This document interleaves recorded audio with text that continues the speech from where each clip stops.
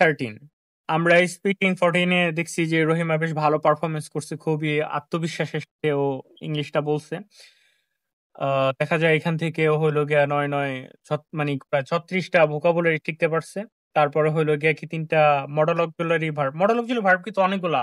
এখানে যে am to, is to, are to, has to, ৫টা ৬টা মডেল অক্সিলারি ভার্ব সম্পর্কে ও জানছে এবং এগুলো কোথায় ইউজ করতে হয় এটাও বুঝতে পারছে।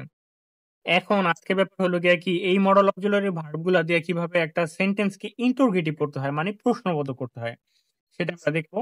এই যে দেখা যায় কি লাস্টে আমাদের একটা ইন্টারোগেটিভ সাইন আছে, তো সেটা কিভাবে বলবে? ইজ টু, আচ্ছা এখানে সাবজেক্টটা কি নিতে চাও রহিমা, বলো। রহিমা নেবা? জি স্যার। আচ্ছা, ইজ টু রহিমা ইনক্রিজ, রহিমার কি বৃদ্ধি করতে হয়? ইজ টু রহিমা জয়েন, রহিমার কি যুক্ত হতে হয়? এরকম ভাবে একটু বলো তো রহিমা, খুব দ্রুত। Okay. Is to Rahima increase, রহিমার কি বৃদ্ধি করতে হয়? ইজ টু রহিমা জয়েন, রহিমার কি যুক্ত হতে হয়? ইজ টু রহিমা ইমেজিন, রহিমার কি কল্পনা করতে হয়? ইজ টু রহিমা হোপ, রহিমার কি আশা করতে হয়? ইজ টু রহিমা ইনক্লুড, রহিমার কি অন্তর্ভুক্ত হতে হয়? ইজ টু রহিমা ইনভাইট, রহিমার কি আমন্ত্রণ করতে হয়? ইজ টু রহিমা এক্সপ্লেইন, রহিমার কি ব্যাখ্যা করতে হয়? ইজ টু রহিমা ফিনিশ, রহিমার কি শেষ করতে হয়? ইজ টু রহিমা ইন্টার, রহিমার কি প্রবেশ করতে হয়? আচ্ছা যাই হোক, অসাধারণ পারফরমেন্স। এখন ওই তুমি হ্যাজ টু রহিমা, তারপর ভার্বের বেস ফর্ম, তারপর এক্সটেনশন, এভাবে একটু বলো তো। Okay.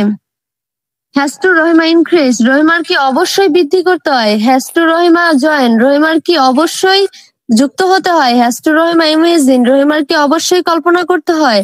Has to Rahima hope, রহিমার কি অবশ্যই আশা করতে হয়? হ্যাজ টু রহিমা ইনক্লুড, রহিমার কি অবশ্যই অন্তর্ভুক্ত হতে হয়? হ্যাজ টু রহিমা ইনভাইট, রহিমার কি অবশ্যই আমন্ত্রণ করতে হয়? হ্যাজ টু রহিমা এক্সপ্লেন, রহিমার কি অবশ্যই ব্যাখ্যা করতে হয়? হ্যাজ টু রহিমা ফিনিশ, রহিমার কি অবশ্যই শেষ করতে হয়? হ্যাজ টু রহিমা ইন্টার, রহিমার কি অবশ্যই প্রবেশ করতে হয়? আচ্ছা যাই হোক, খুবই সুন্দর হয়েছে। এখন দেখা যায় তোমার এত সুন্দর আত্মবিশ্বাস বা এত সুন্দরভাবে স্পষ্ট ভাবে বলছে, এটা কিন্তু খুবই একটা আর্ট। মানে এত সুন্দরভাবে বলা, ও যখন ইংলিশ স্পিকিংটা আরো সুন্দরভাবে রপ্ত করবে তখন কিন্তু ওর ভয়েসটা খুবই সুন্দর হবে। এখন ও কিন্তু আমাদের আরো ছবি আঁকছে, ও আমার নিজেরও ছবি আঁকা দিছে। ও দেখা যায় খুবই প্রতিভা, না কি বলে প্রতিভা, ওর ভিতরে খুবই প্রতিভা আছে। আমার নিজের একটা ছবি ও আঁকা ফেলছে।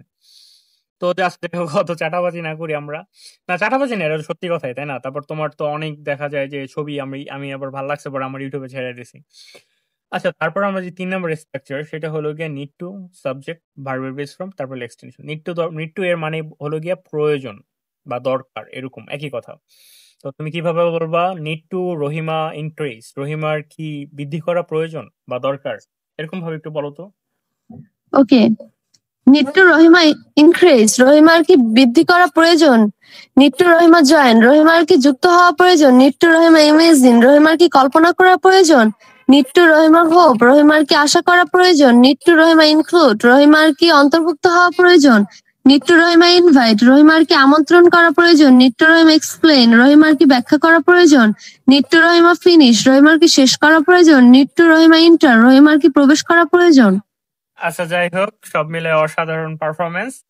তো ভিডিওটা যার ভালো লাগবে সে শেয়ার করবেন অবশ্যই, আর সাবস্ক্রাইব লাইক যা যা করা দরকার করে দিয়েন।